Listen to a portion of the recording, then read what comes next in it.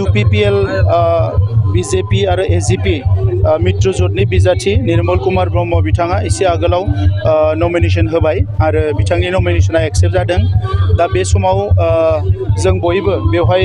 मोनसे गिदिरथार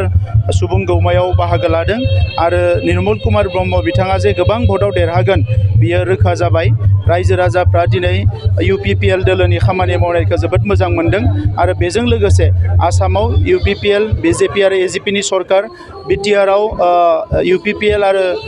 जे BJP नि सरकार आरो लोगोसे बे हानजाफोरनि खामानि मावनायखौ रायजो राजाफ्रा मोजां मोनदों आरो ओंखायनो दिनै हाजार हाजार रायजो राजाफ्रा नमिनेशन पेपार गथायनायाव बाहागो लाफैदों आरो दिनै रोखा जाबाय जे बिथाङा गोबां भट लानानै देरहागोन आरो फैबाय थानाय समाव सिडली समष्टिनि रायजो राजानि थाखाय अराय सम बिथाङा खामानि मावलांगोन। सर मैया कांग्रेसनि दैदेनगिरि सिद्दिक BTR आव BJP आरो UPPL आरो AGP आरो लोगोसेनो BPF बे गासै दोलोखौ ओंखारनो एबा रायजो राजाखौ थगायनायनि थाखाय खामानि मावनो थाखाय कंग्रेसआसो गोदो थगायबोदों ओंखायनो दायो कंग्रेसखौ बयबो रिजेक्ट खालामबाय आरो BTR ओनसोलावथ' कंग्रेस गैखायानो थेवबो बिथांमोना बिजाथि होदो जेला आं बिथांमोननोबो बेस्ट अफ लाक होदो बिथांमोननि बिजाथिया गेलेथों।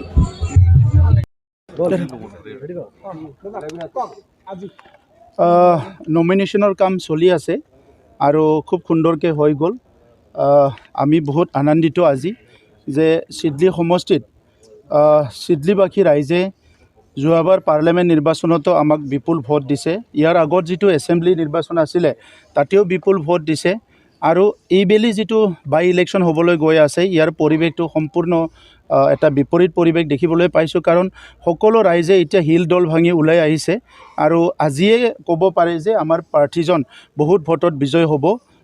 এতিয়া UPPL BJP আৰু AGP আমাৰ সিডলি সমষ্টি আৰু বঙাইগাঁও সমষ্টি দুইটাতে আমি সক্ৰিয়ভাৱে কাম কৰি আছোঁ আৰু দুইটা সমষ্টিতে আমাৰ প্ৰাৰ্থী বহুত ভোটত বিজয় হ'ব।